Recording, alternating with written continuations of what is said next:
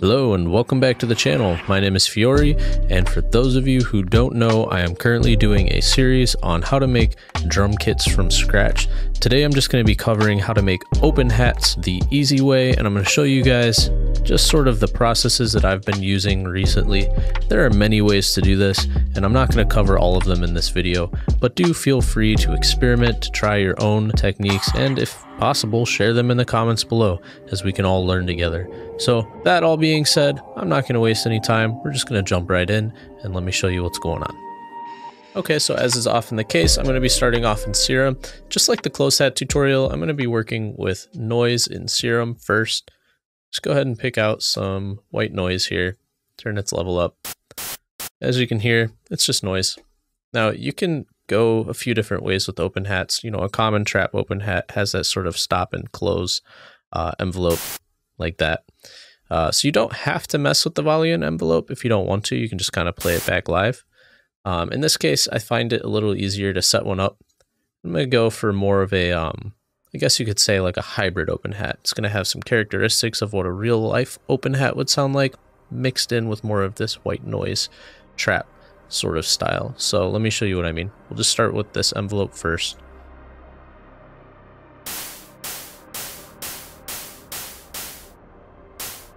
I'm going to bring this attack up a bit, just soften that transient. From there, just go over to a filter. You could use a high pass filter. I've played with formant filters as well.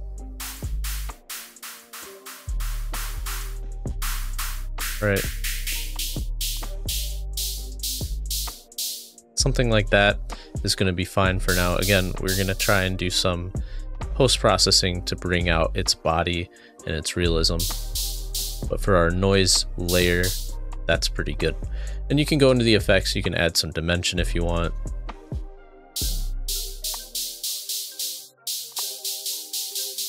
So here what we're doing, then drop that mix back down.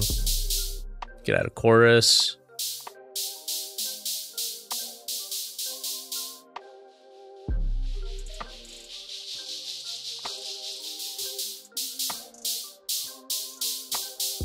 In effect, it's almost like a small room reverb. And then you could even add the reverb in here. This plate reverb, if you lower its size and its pre-delay, you can hear it almost has this like metallic-y sound when combined with this noise. You can work that into our advantage as we were going for that sort of, again, somewhat realistic sound. So turn this back up.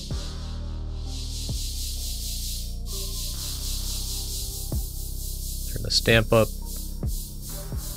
and then turn this mix way back down.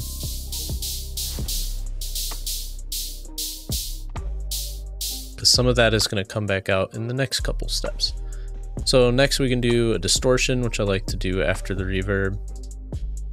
Just get this chain a little organized. You can do anything really. I'm going to go for a little more texture, so I'm going to actually use this down sample. I'm going to do a post-process filter here on a low pass, right? You can set that here, band pass, high pass, low pass. Turn this drive down without even trying. I know what it's going to be like. Turn this mix down as well so I don't hurt your ear. Right, and you can hear it's just adding some crunch, right? You can add some drive back in. If this low pass is cutting too much, you can bring up band pass. And again, you know, this isn't good, so you're going to want to bring this mix way down and just let that texture add in. So let's with it off. Let's with it on. Not much of a difference. We can blend some back in. On, off. Just gives it a little more body, brings back some noise, and you can play with different distortions as well, especially once you're at this point. I actually like this Sine Shaper. I think that's giving it the hiss, that kind of sibilance that an open hat would have in real life. Now we can go add another filter if need be. In this case we don't. We kind of did it with this distortion, but usually at this point it's a good idea to add some compression so you can deal with the transients, have a little control over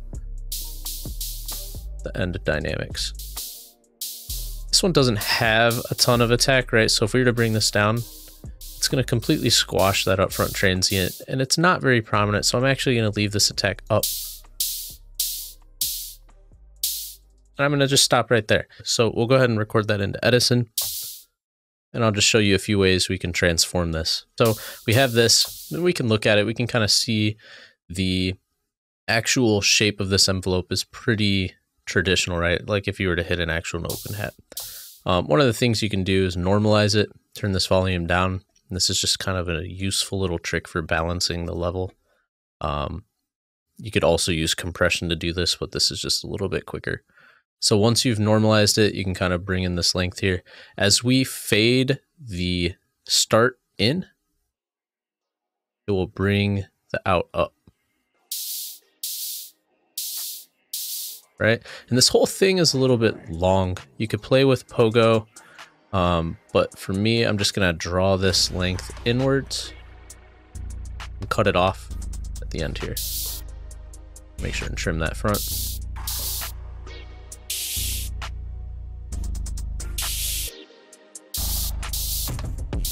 Right, and you don't have to do this, but this is just one of the ways that I am going to manipulate this into a totally different sound than what we initially exported. Okay, so this is the OpenHat that we have so far. How do we take it from here to sounding something a little more realistic? Well, there are a few different ways. One, again, I mentioned earlier, was to blend it with an actual, I guess you could say, OpenHat sound. We can go into FL Studio's drums. I think they have some. Yep, cymbals.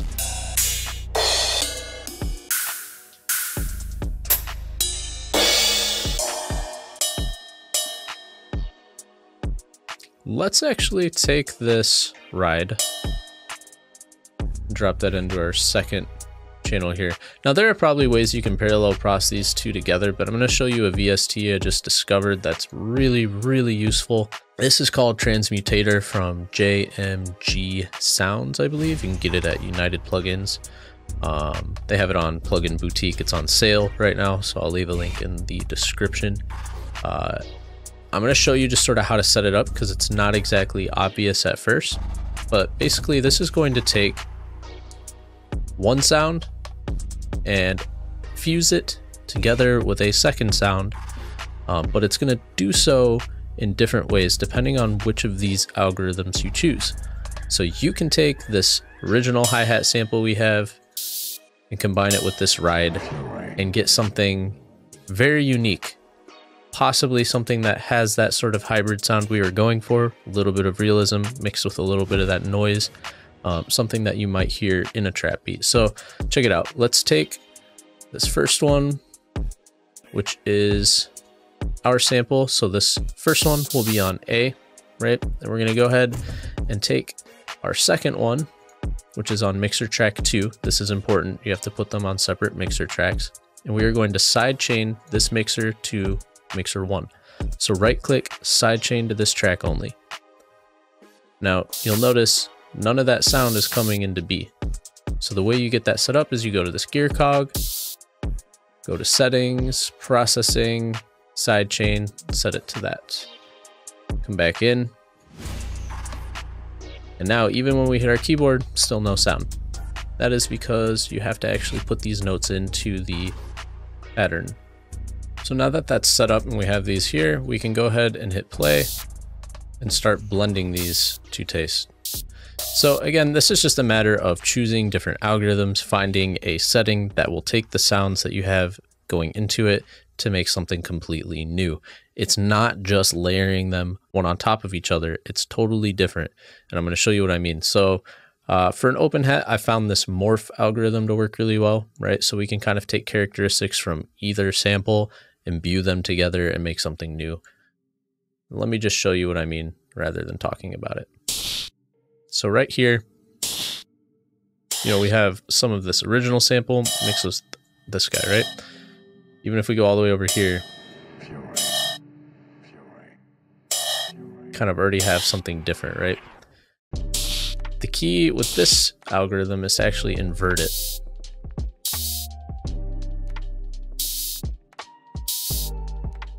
Maybe bring some of this dry wet down just to get some of that resonance and that tailback. I think that's a really unique sounding OpenHat right there. Now we can go back in and add some effects after transmutator here. I'll just do an EQ for now. There's a resonance I want to drop off. Just go ahead and find it.